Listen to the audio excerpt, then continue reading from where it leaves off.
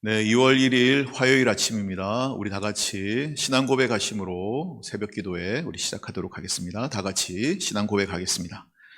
나는 전능하신 아버지 하나님, 천지의 창조주를 믿습니다. 나는 그의 유일하신 아들, 우리 주 예수 그리스도를 믿습니다. 그는 성령으로 잉태되어 동정녀 마리아에게서 나시고 본디오 빌라도에게 고난을 받아 십자가에 못 박혀 죽으시고 장사된 지 사흘 만에 죽은 자 가운데서 다시 살아나셨으며 하늘에 오르시어 전능하신 아버지 하나님 우편에 앉아 계시다가 거기로부터 살아있는 자와 죽은 자를 심판하러 오십니다.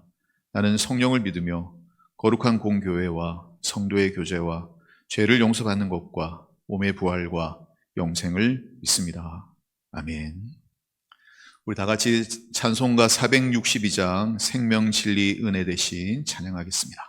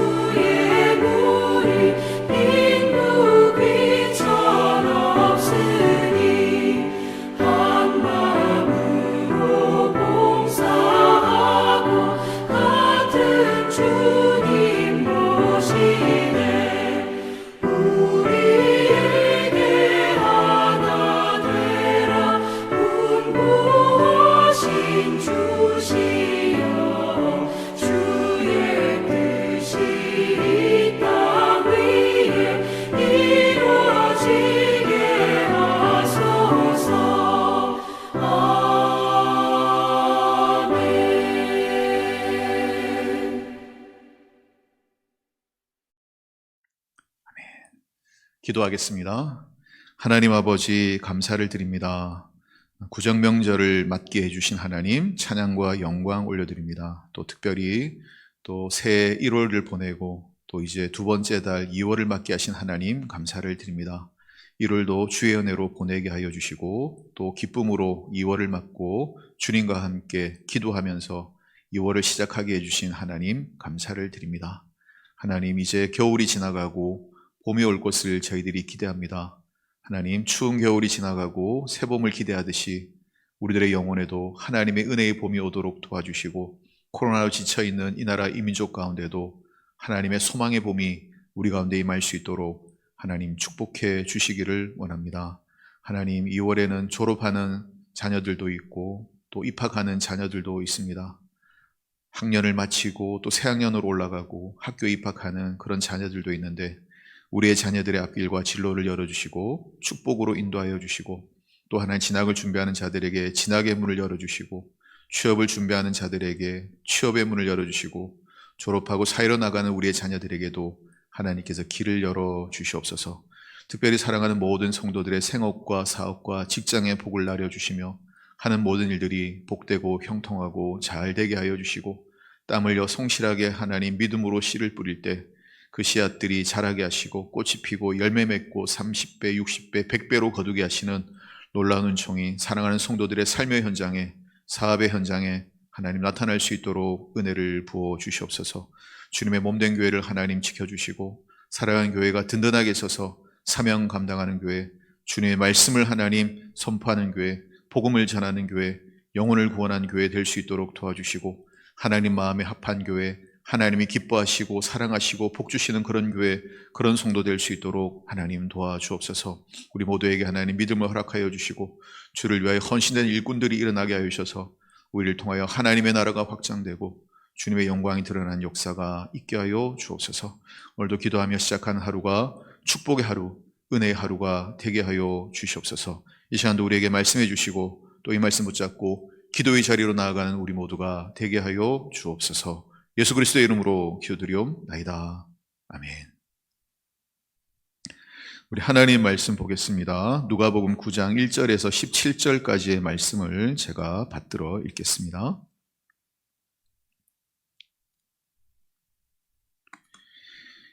예수께서 12제자를 불러 모으사 모든 귀신을 제어하며 병을 고치는 능력과 권위를 주시고 하나님의 나라를 전파하며 앓는 자를 고치게 하려고 내보내시며 이르시되, 여행을 위하여 아무것도 가지지 말라. 지팡이나 배낭이나 양식이나 돈이나 두보롯을 가지지 말며 어느 집에 들어가든지 거기서 머물다가 거기서 떠나라.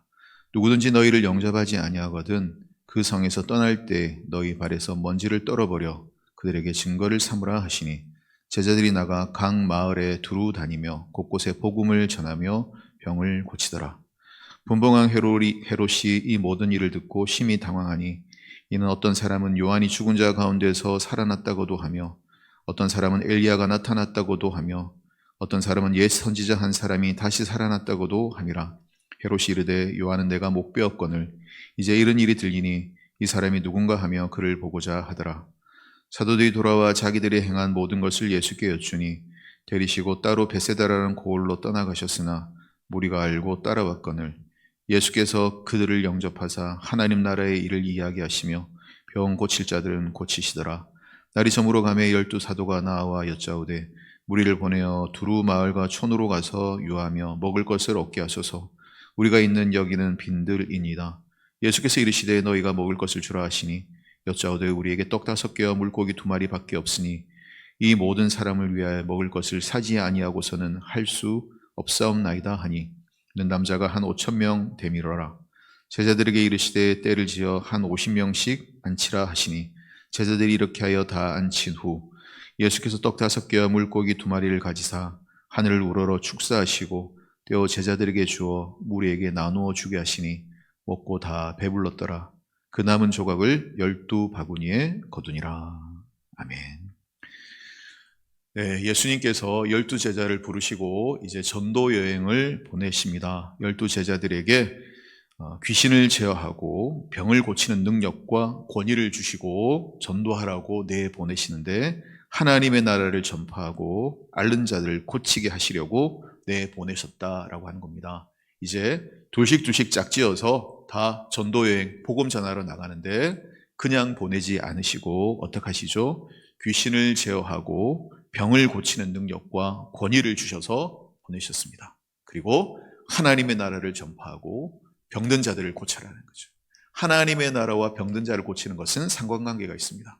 하나님의 나라는 하나님이 이제 다스리고 통치하시는 것을 뜻하는 것이죠. 근데 하나님 나라의 특징이 뭐겠습니까?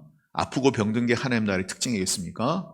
눌리고 병든 것에서부터 자유하고 해방되는 것이 하나님 나라의 특징이겠습니까?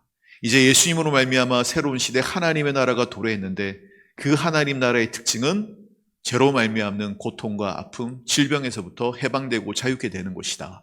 그래서 앓는 사람, 병든 사람을 고치는 거죠. 이거는 기적을 얘기하는 것이 아니라 사인이고 표적이죠. 하나님의 나라가 가까이 왔다. 이제 너희들이 하나님의 백성, 하나님의 자녀로 구원받아야 된다. 이제 이렇게 복음을 전해라 라고 하는 것이죠.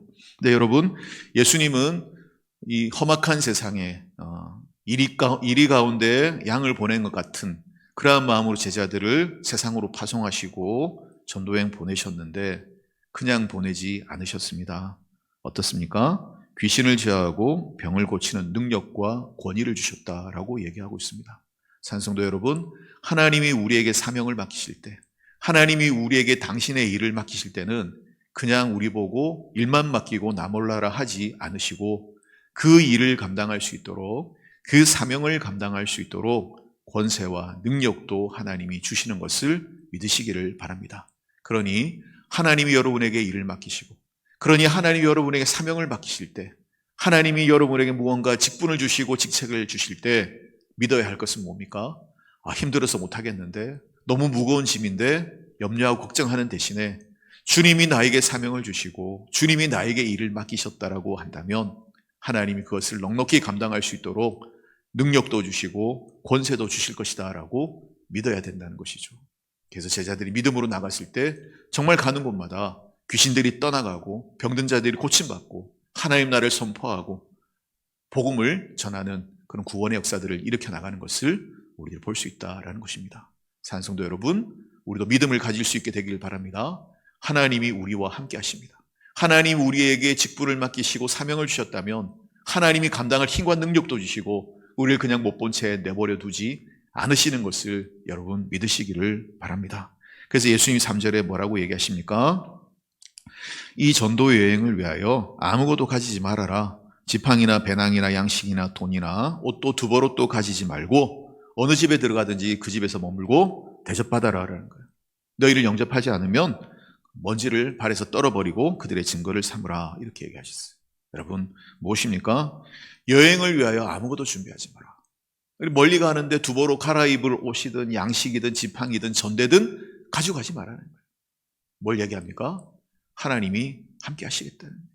너무 계산 세우고 계획 세우고 염려하고 근심하지 말아라. 왜?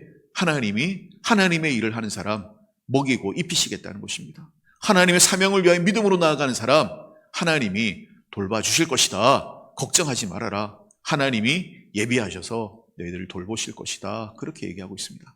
찬성도 여러분, 오늘 이것이 또한 우리들의 고백이 되고 믿음이 되기를 원합니다. 우리가 하나님 위해 살아드리고 우리가 믿음으로 살아드리게 된다고 한다면 하나님은 우리의 삶을 책임져 주시고 우리를 먹이시고 입히실 것이다. 이 믿음을 가질 수 있었으면 좋겠습니다. 이 믿음이 없기 때문에 우리들이 늘 염려하고 근심하고 두려워하고 살아가고 있습니다. 하나님이 우리에게 일을 맡기셨다면, 우리를 하나님의 자녀로 부르셨다고 한다면 사명 감당할 수 있는 권세와 능력도 허락하여 주시고 하나님 일할 때 필요한 모든 것을 넉넉하게 공급하실 것이다. 이것이 오늘 저와 여러분의 믿음이 될 수 있기를 주님의 이름으로 축원을 드립니다. 너희는 먼저 그의 나라와 그의 의를 구하라. 그리하면 이 모든 것을 너희에게 더하시리라. 우리가 사명을 위해 살아드리면 하나님이 우리의 모든 필요를 채우시고 우리를 도우실 것이다. 그렇게 믿습니다. 그래서 여러분 우리가 뭐라고 고백하죠? 우리는 주님을 위하여, 주님은 우리를 위하여. 우리가 주님 위해 살아드리기를 원하고 헌신하기를 원할 때 하나님 우리를 고와 같이 버려두시겠느냐? 절대로 그렇게 하지 않으신다는 거죠.